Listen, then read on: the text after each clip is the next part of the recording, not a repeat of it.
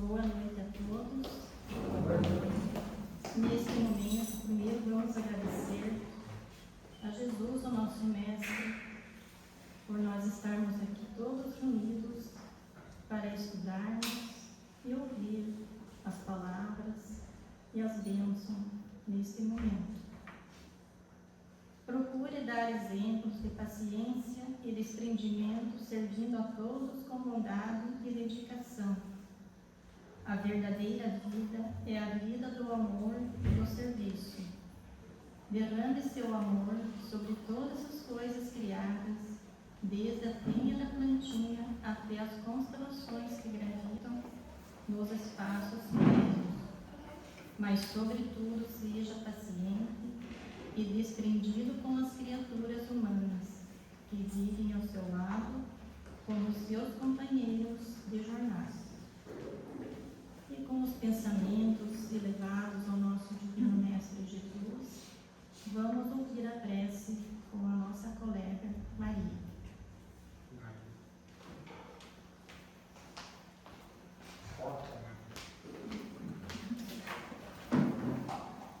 Boa noite a todos, que todos fiquem envolvidos nessa energia que sempre tem nesse nosso centro aqui.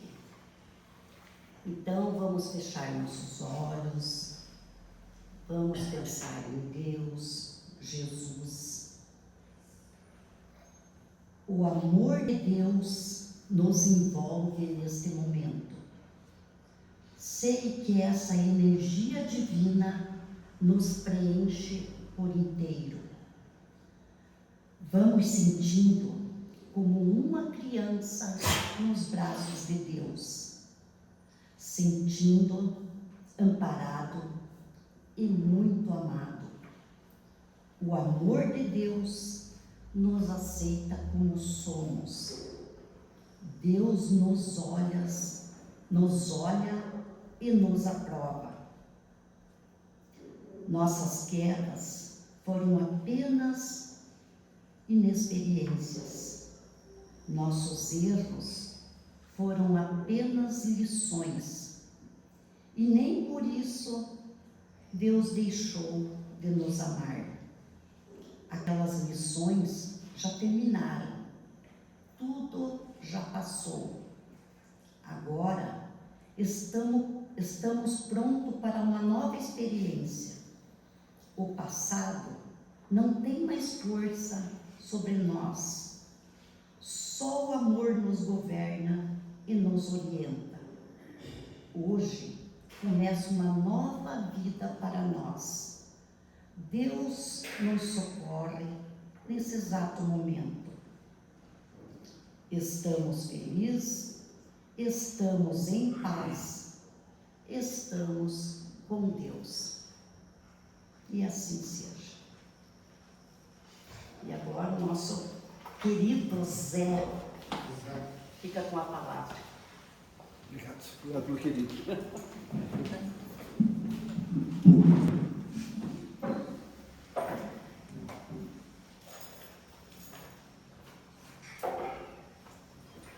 Muito boa noite a todos. Que temos uma noite bem agradável hoje aqui, né? Cheia de entendimentos, que possamos aproveitar esse espaço aqui que a espiritualidade prepara com tanto carinho para a gente, né? Derrama seus fluidos, que a gente possa ver esses pequenos espaços de tempo que a gente passa aqui, né? Já que a gente se propôs a vir aqui, né? Deixamos às vezes o conforto do nosso lar para vir até aqui nas quintas-feiras, então vamos pedir a Deus para que a gente possa aproveitar esse espaço, que a gente possa aproveitar esse momento, para que a gente possa receber os ensinamentos da doutrina espírita de forma lúcida, para que a gente possa usar também eles na nossa vida aqui na Terra, né? Que assim seja. Eu vou falar um pouco para vocês hoje sobre, já que é a palestra primeira do ano, minha, no caso, eu vou falar sobre alguém importante, vai falar sobre Jesus. Jesus, muito bem. Esse personagem Jesus de Nazaré, esse indivíduo que deu origem à maior religião da terra, esse homem, esse homem, Jesus, historicamente tem muito pouca coisa. Os historiadores, os arqueólogos já se debateram, já se procuraram, já investigaram, avaliaram todo que é tipo de documento, todo que é tipo de artefato, objetos, mas pouco se sabe de concreto, em termos históricos e registros sobre Jesus. Sabe-se que ele foi um homem judeu, que viveu na Palestina e pregou na Palestina durante o reinado de Herodes Antipas, e que também foi condenado à morte pelo Império Romano, condenado à crucificação, que era o castigo mais horrível para um condenado na época. Isso é o que se tem de certeza sobre Jesus. Então, apesar de que Jesus seja a figura mais comentada da história e do mundo, para montar um quadro com registros históricos sobre Jesus, hoje é praticamente impossível. Então, para os historiadores e arqueólogos, Jesus é um grande mistério. Um grande mistério. Eu acho, opinião minha, tá? Que isso é um pouco proposital. É um pouco proposital. Porque existem muitas abordagens sobre a vida de Jesus. E algumas delas bastante exóticas, né? Tipo assim, Jesus se apaixonou por uma linda mulher, casou, teve filhos, gerou descendência. Eu acho bastante curioso esse tipo de abordagem, porque nós estamos aí trazendo Jesus para um nível inferior aos seus seguidores, não é verdade? Porque se nós pudéssemos citar alguns seguidores que usaram a doutrina cristã de forma inigualável, por exemplo, Francisco de Assis, Madre Teresa de Calcutá, Chico, que é mais perto da gente, o próprio Divaldo, eles não se deixaram seduzir pelos desejos mundanos do mundo, não é verdade? Eles seguiram a sua missão de forma exemplar e chamavam Jesus de mestre, usaram a doutrina que Jesus trouxe. Então, de repente, quando você leva Jesus a esse patamar de um ser humano imperfeito que acabou tendo família, quase que parece que Jesus veio para cá e não cumpriu a tarefa que ele tinha de fato se prontificado, né? Então, eu acho bastante curioso. Mas esse é o Jesus histórico, é o Jesus que se apresenta para a gente aí, dentro da ciência e dentro da historicidade. Do outro lado, nós temos um outro Jesus. Esse é o Jesus da fé. Esse é o Jesus que as religiões transformaram em Deus, ou em Deus, o Deus, que eu também acho bastante curioso. Porque pensa bem, se Jesus fosse realmente Deus, você acha que ele não poderia, com o poder que tem, não respondendo a ninguém, não poderia ter esperado um pouquinho mais para encarnar, para vir até a Terra?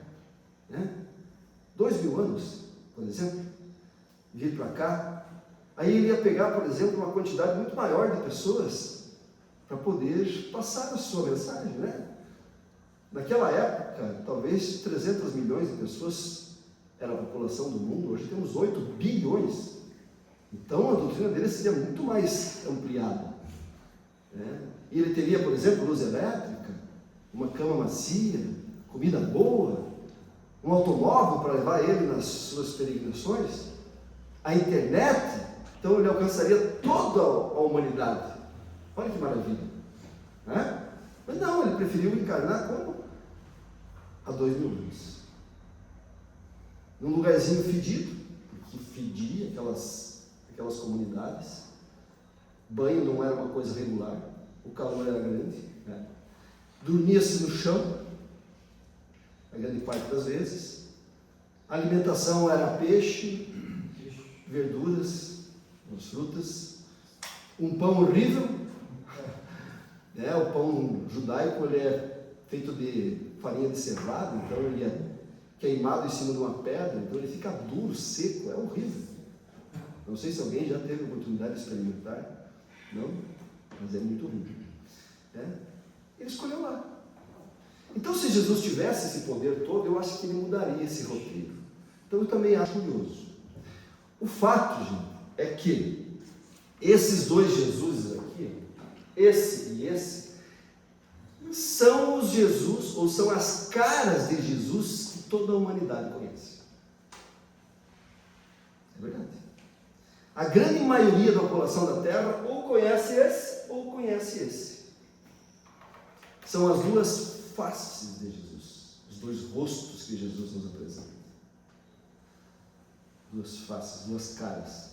Eu falei em duas caras, lembro de uma piada do Adriano Suassuna. A gente começar a ficar um pouco mais relaxado, está todo mundo preso aí na cadeira. Né? O Adriano Suassuna, vocês conhecem o Adriano Suassuna? Ele é um filósofo, um escritor, né, pernambucano. Não é paraibano, mas ele vem em Pernambuco. E ele tem um humor assim extraordinário, né? As palestras dele são muito boas. E ele contando uma vez que ele estava dando uma entrevista e autografando alguns livros, e daí chegou uma senhora para ele e perguntou assim: Adriano, que signo você é? Daí ele disse: eu sou de Gêmeos. Geminiano. Geminiano tem duas caras. Ele olhou para a mulher e disse: duas caras? Minha irmã, você acha que se eu tivesse duas caras, eu ia estar usando essa aqui? A mais feia? Esses são Jesus. Qual cara você gostaria de ver Jesus? Qual você prefere? O Jesus histórico, muito feio, né? Ou o Jesus da fé, muito bonito? Qual você prefere? Bom, gente, o fato é que nós hoje temos a luz da doutrina espírita. E com a chegada da doutrina espírita para nós, né, houve uma quebra de paradigma. Não se tem mais esse Jesus histórico, humano, imperfeito, e nem mais esse Jesus divino, com conhecimento e verdade pura. Não. A doutrina espírita trouxe uma nova visão de Jesus. Uma nova visão. Assim, eu uso óculos. Você não usa, só eu. Eu uso óculos, tá? Se eu tiro o óculos, eu consigo enxergar vocês. Mal é mal. Mas eu não consigo enxergar os detalhes. Se eu ponho o óculos, opa, agora eu consigo enxergar a Janete exatamente como ela está lá, até o sorriso dela, até o olhar dela. Essa é a doutrina espírita. A doutrina espírita é a nova lente que a humanidade tem para enxergar Jesus e ver os detalhes de Jesus e trazer um Jesus verdadeiro, nem humano demais e nem divino demais. Um Jesus que veio com uma missão e cumpriu a missão. Esse é o Jesus que eu quero apresentar para vocês. Então, toda vez que eu me referir aqui a Jesus e ao Evangelho dele, eu estou alicerçado nos ensinamentos da doutrina espírita. Okay? E eu vou dividir essa palestra em 3 atos. O primeiro ato eu vou falar sobre o tamanho de Jesus. O segundo ato sobre Jesus em nome de Deus. E o terceiro, finalmente, para a felicidade de todos terminar, Jesus, a missão do amor. Show? Vamos lá? Primeiro ato.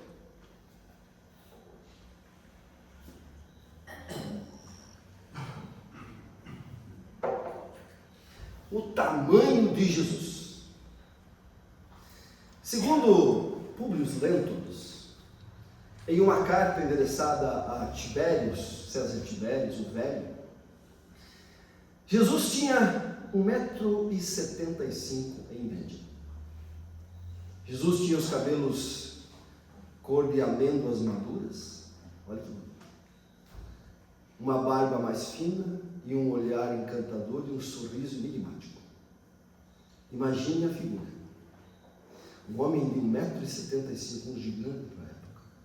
Porque a estatura média de uma pessoa que vivia na Palestina na época de Jesus era de 1,55 m a 1,65 m para um homem. A gente cresceu bastante, né? Mas isso era normal. Então Jesus tinha 1,75 m. Mas não é dessa estatura que nós estamos falando. Nós estamos falando de outra estatura, de outro tamanho. Nós estamos falando de um tamanho que nós não temos nem capacidade ainda para entender qual é. Mas a gente vai tentar. E eu vou começar, para entender isso aí, usar o capítulo 2 do Evangelho segundo o Espiritismo, onde está lá, meu reino não é desse mundo. Nesse capítulo, Kardec começa a definir Jesus e nos dá uma boa ideia. Uma boa ideia. Porque ele traz, no item 2, um item chamado a realeza de Jesus. E aí ele vai trazer uma rainha. Uma rainha que vive no plano espiritual, mas era rainha na terra, era rainha na França. E ela vai explicar a diferença que é ser rei na terra e reinar no plano espiritual como Jesus reina. A enorme diferença que era isso. Mas eu vou usar o item 1, a vida futura, e um diálogo que existe entre Pilatos e Jesus. Não vou usar o diálogo todo, apenas o finalzinho dele, porque é o que me interessa. Tá? O momento em que Pilatos olha para Jesus e pergunta para ele: és, pois, rei? Por que será que Pilatos está fazendo essa pergunta para Jesus? Qual é o interesse dele?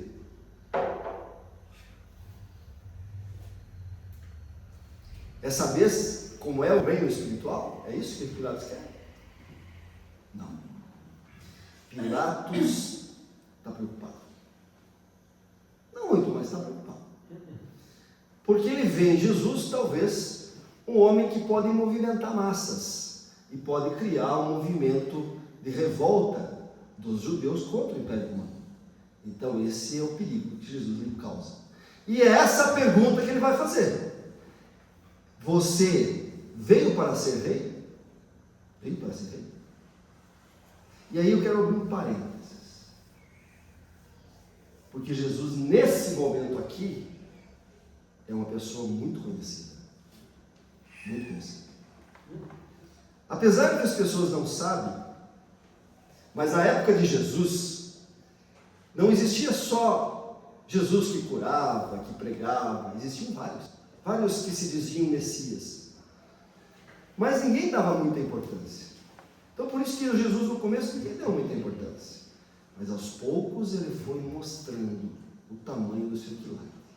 E um fato mudou completamente a visão do povo judeu sobre Jesus e do Império Romano. Sabe qual foi o fato?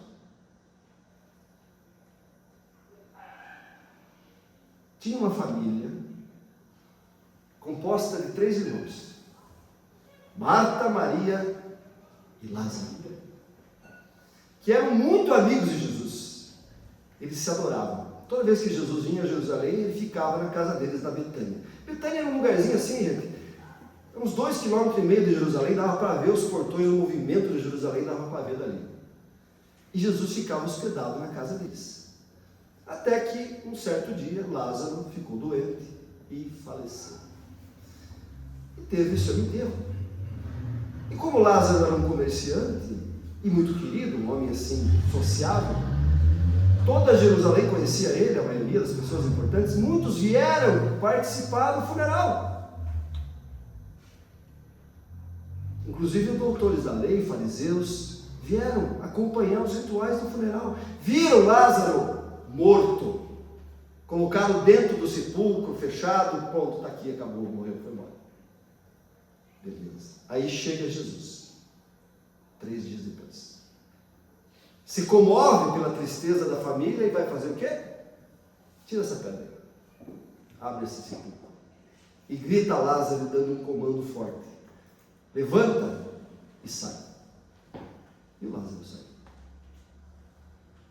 E a partir dali, Lázaro começou a viver a vida normal, andar por Jerusalém.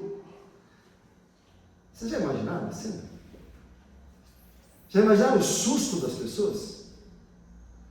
Fica imaginando o Zé Lindsmeyer dando palestra aqui e morreu.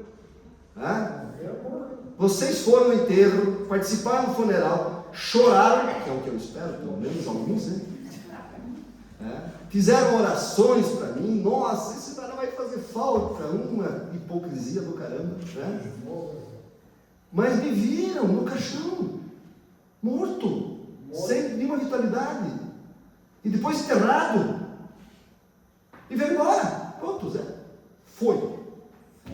Passa uma semana, palestra do Zé Litzmaier. O que é? É um espírito.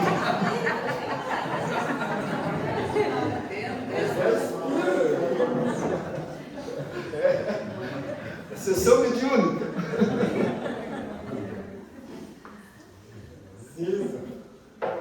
Vocês têm noção do tamanho do susto do povo?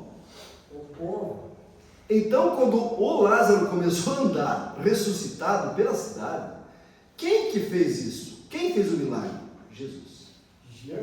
A partir daquele momento, Jesus começou a ser uma pessoa muito importante e perigosa, tanto para o pessoal do Sinédrio quanto para o Império Romano. Então é essa pergunta que o Pilatos está fazendo. Ele sabe que agora ele se tornou uma pessoa importante. Você quer assumir o teu reinado? Quer assumir? E Jesus responde para ele: tu dizes que eu sou rei. Você que está dizendo. Você que está achando que eu sou um rei igual a você. Eu não sou igual a você.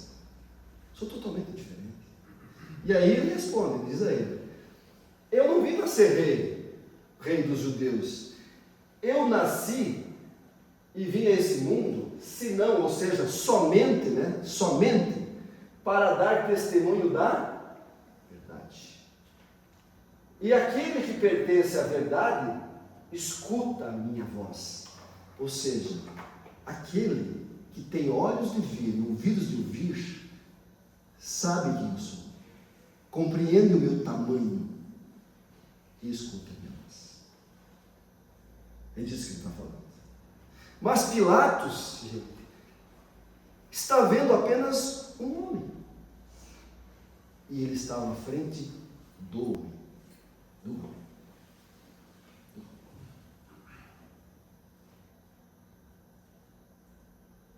Mas isso é compreensível.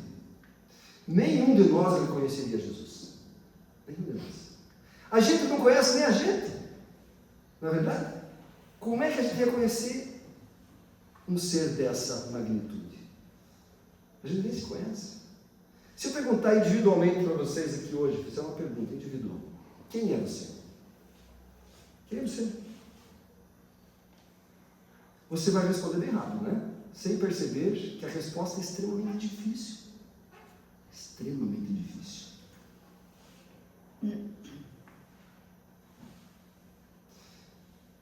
Nos anos 80 teve um filme sobre um psicólogo americano que ele vai para a China para conhecer e se aprofundar na doutrina budista.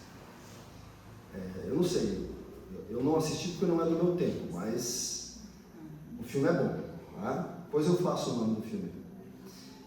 Claro, naquele tempo ele foi para a China, uma dificuldade imensa, não é que nem a China hoje, né? A China ainda em caminhos, o aeroporto pequeno, ele pegou uma carroça até passar as montanhas e chegar lá no alto, num lugar longe, conta toda o épico, a aventura que eles encontrar esse dito mestre budista.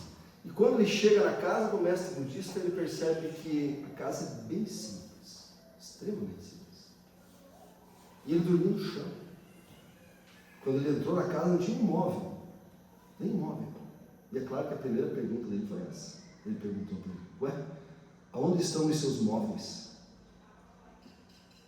E o mestre devolveu a pergunta: ué, e aonde estão os seus?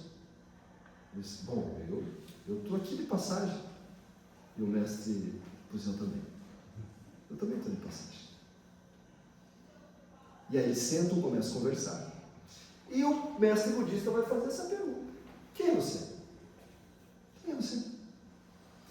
E ele, como qualquer um de nós, responderia rapidamente a pergunta, sem perceber que é uma pergunta difícil. Ele disse: eu sou fulano de tal, casado, 2 filhos, psicólogo, tenho mestrado, doutorado, escrevi tantos livros, dou aula na universidade e tal, isso, aquilo, foi falando. Quando ele terminou de falar, o mestre disse, ok, agora me diga, quem é você? Porque isso que você falou é o que você representa nessa atual cena desse teatro. Mas quem realmente é você? Quem realmente somos nós? Se a gente avaliar umas 100 encarnações para trás, só 100, eu nem vou muito longe. Para e pensa. Qual que é o teu nome? Qual é que é o nome do teu pai? Qual é a tua família? Que cor você tem? Que pátria você tem? Está entendendo? Para nós espíritas, talvez não seja difícil responder aquilo. Mas que a grande maioria da população, isso aqui é um mistério. É um mistério. Nós responderíamos facilmente, né? Ou ninguém responderia? Eu sou uma multidão.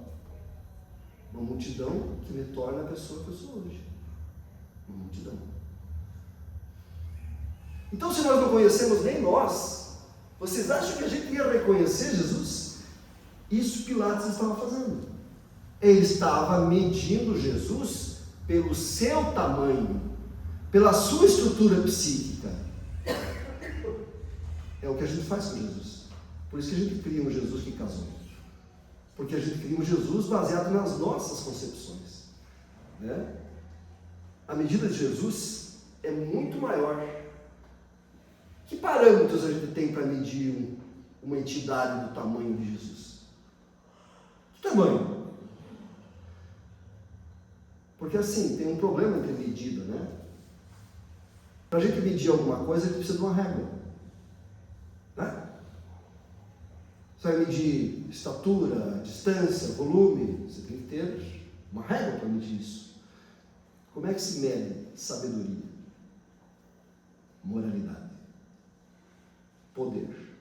Como é que se mede uma pessoa com poder espiritual? A primeira medida é você. E a gente cai no engano de achar que Jesus é do nosso tamanho. Mas ele não é. Não é. Mas teve alguém que reconheceu. Teve alguém no tempo de Jesus que reconheceu.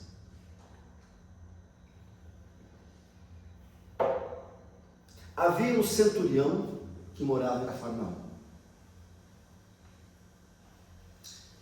Esse centurião, Jesus vai eleger ele como o homem modelo da fé raciocinada. Olha que bonito. Olha que bonito. Porque um centurião, ele é um homem de autoridade. Ele comanda 100 pessoas, uma centúria, dentro da hierarquia militar romana. Na verdade, não é 100 pessoas, são 80 soldados e 20 escravos, ou servos. E esse homem, ele vai sair da sua residência e vai até Jesus, porque um dos seus servos, estava doente. Esse era um homem que mandava soltar e mandava matar. Olha a humildade dele. Ele sai da residência, vai ao encontro de Jesus, porque um servo estava doente.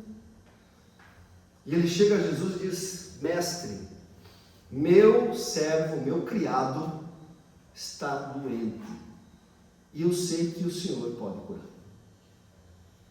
Aí Jesus levanta e se prontifica: vamos lá curar o bicho. E ele diz assim: não precisa. Não precisa. Eu não sou digno de que entres em minha morada. Mas diz uma só palavra, dá um comando só, e ele se curará. Olha a fé. Eu, diz ele, sei o que é autoridade. Eu comando 100 homens. E se eu digo para um soldado meu, saia daqui e vá lá, ele vai. Se eu digo para ele, saia daqui e vá curar aquele bezerro, ele vai. Imagina você. Você entendeu? E aí Jesus levanta e diz assim: nem em todo Israel eu conheci um homem de tamanha fé. Tamanha fé. Porque ele usou o quê? Uma fé raciocinada. Peraí. As leis de Deus são únicas. Então o que funciona no micro, funciona no macro. Então se eu tenho autoridade aqui na terra, que é um lugar imperfeito, imagina o que esse homem comanda lá em cima. Olha o respeito. Ele entendeu. Entendeu? Entendeu o tamanho de Jesus.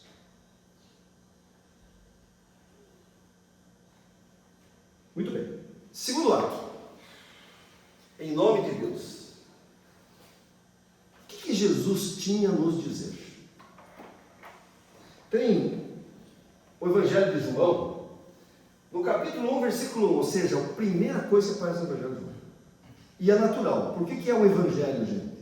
O Evangelho é uma biografia de Jesus. Os 4 são. Não é assim? E o que se faz no primeiro capítulo de uma biografia? Você vai tentar definir o personagem. Não é assim? E João tenta. João. Aliás, João, de todos os apóstolos, pode-se dizer que era o que tinha maior mediunidade. Tanto é que ele faz o Apocalipse. João vai dizer assim: no princípio era o Verbo. E o Verbo estava com Deus. E o Verbo se fez carne e habitou entre nós. O Verbo, a palavra de Deus. Ele está dizendo que Jesus é a palavra de Deus. É a palavra de Deus. Porque assim, deixa eu tomar. Como é que Deus fala com a gente? Deus tem boca? Tem língua? Dente? Cordas vocais? Como é que ele fala com a gente? Será? Será que eu tenho essa capacidade? De sentir Deus pelo meu pensamento? Olha. Quando Jesus estava finalizando a sua trajetória, ele reúne os apóstolos. E eu acho isso muito legal, porque assim, quando Jesus se relaciona com o público, ele usa uma linguagem. Quando ele se relaciona com os fariseus, ele usa outra linguagem. Quando ele fala com os apóstolos, cara, ele abre o coração, ele se derrama. É bonito você ler Jesus falando com os apóstolos. Quem aí assistiu The Chosen, tem umas passagens em que ele fica falando com os apóstolos e eles dão ênfase a isso. É maravilhoso, extraordinário os ensinamentos que ele passa ali, né? Então Jesus reúne os apóstolos e vai conversar pela última vez com ele.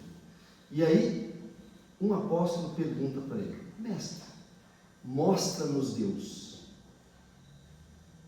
Mostra-nos Deus. E Jesus diz assim: mas Filipe, eu tenho andado com vocês há quanto tempo? Quanto tempo? E você ainda não me reconheceu? Olha para mim, olha para mim, olha para mim. Eu sou a revelação de Deus. Quem me vê a mim, vê o Pai. Então assim, gente, há 2000 anos, Jesus deu um discurso. Deu um discurso. Deus falou. Deus falou. Deus falou por toda a Galileia. Jesus Cristo é a palavra de Deus. A vida de Jesus é a palavra de Deus. Tudo que Jesus viveu é o que Deus queria contar para nós. É o que Deus queria contar para nós. A vida do Cristo é a expressão de tudo que Deus queria nos dizer. Porque Jesus, segundo Emmanuel, foi o único médium de Deus. Não é verdade? Isso não está no livro da literatura espírita? Se nós fosse um médium aqui, eu não sou, o que acontece? Um espírito se aproxima de mim, se afiniza comigo e fala comigo. Entra na minha vibração. Esse, para receber notícias de cima, tem que se afinizar com outro, com outro, com outro. É uma hierarquia. Jesus não. É direto. É direto. E ele falou muito sobre isso. Né? Ele disse: as palavras que vos falo são palavras de vida eterna. Porque são palavras de... Eu sou as palavras de Deus. A minha comida, diz ele, né, é fazer a vontade do meu Pai. Quer dizer, todo o meu alimento se baseia no que Deus quer falar. É como se ele fosse um alto-falante. Deus precisava do alto-falante. Era Jesus. Esse era Jesus. E por último, para terminar, o último ato, a missão do amor.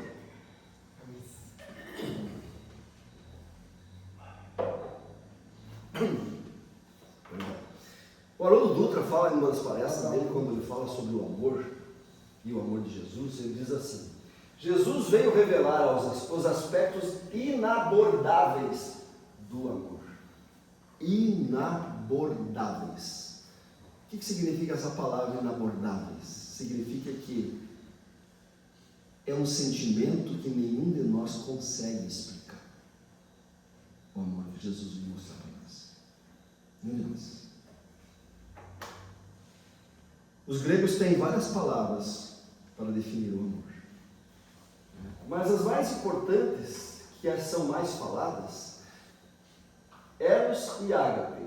E o Remério canta na mesta, ele diz assim: Eros e Ágape, os dois tipos de amores, as duas faces do amor, o amor humano e o amor cristão. Eros é o amor humano e Ágape é o amor cristão. Eros, gente, é um amor romântico. Digamos que é aquele amor rústico, né? É um amor rudimentar, aquele princípio de amor que a gente tem. É um amor erótico, é um amor físico, é a paixão, é a atração, é o desejo. Isso é o amor eros. Né?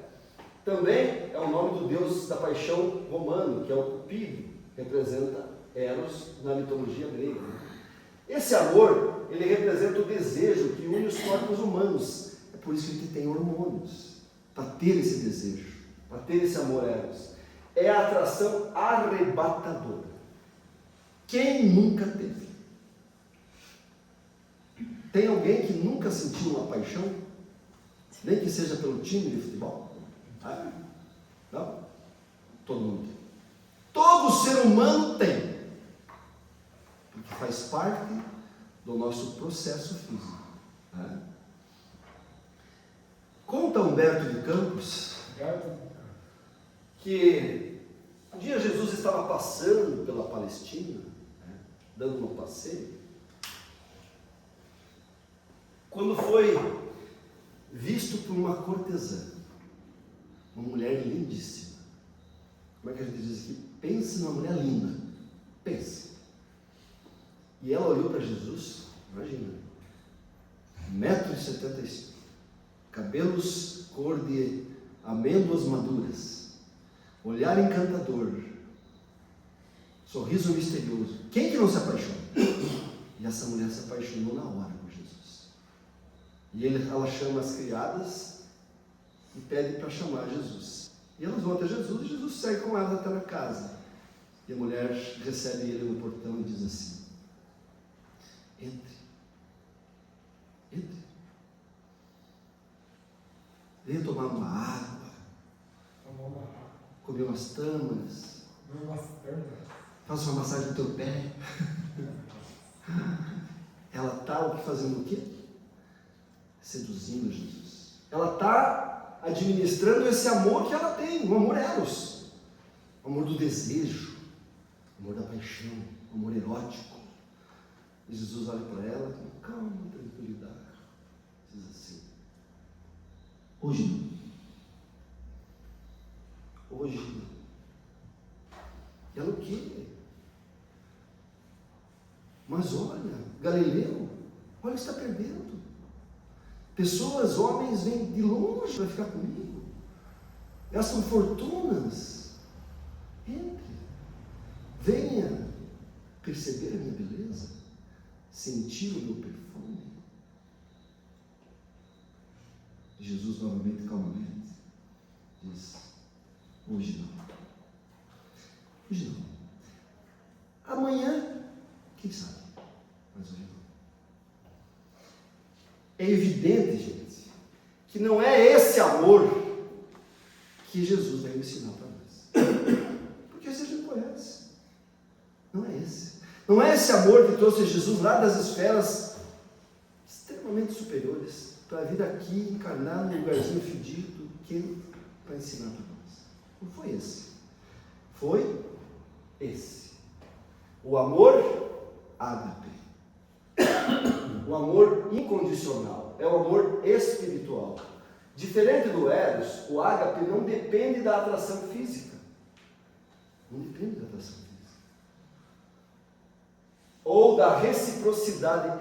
Eu não preciso receber de volta. Amor ágape, eu dou, ofereço. Ofereço. É uma decisão consciente, não está no teu inconsciente, no teu instinto. É uma decisão consciente. Consciente de gostar das pessoas. De cuidar e se doar pelo bem do outro. Esse é o amor ágape.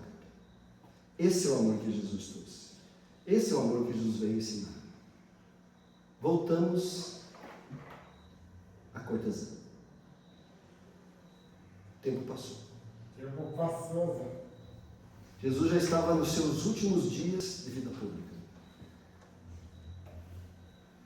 Aparece uma senhora e pede a ele: mestre, existe uma pessoa que eu amo muito e está profundamente adoecida. Eu sei que o Senhor pode me ajudar. Jesus prontamente levantou e se dirigiu com ela em busca daquela mulher que estava enferma. Chegando na casa, ele se depara com uma mulher fraca, magra, com um odor horrível, carregado na lepra. Então ela reconhece Jesus. Olha para Jesus e diz: mas agora que você veio? Agora que acabou a beleza? Que acabou o perfume? Eu não tenho mais nada para te oferecer. Nada mais. Aí Jesus pega na mão dela e diz assim: descubro uma luz no teu olhar, e eu procedo assim por te amar. Esse é o Jesus. Esse é o Jesus que a doutrina espírita me apresentou. E esse é o Jesus que a gente tem que contar para todo mundo. Não é um Jesus divino, Deus, inaceitável, inalcançável, e nem o ser humano fatídico, errôneo. É um Jesus que nos ensinou o verdadeiro sentido da palavra amor. É esse Jesus que eu gostaria que vocês levassem hoje para a casa de vocês e para a vida de vocês. Que assim seja. Que assim seja. Muita paz a todos. Muita paz.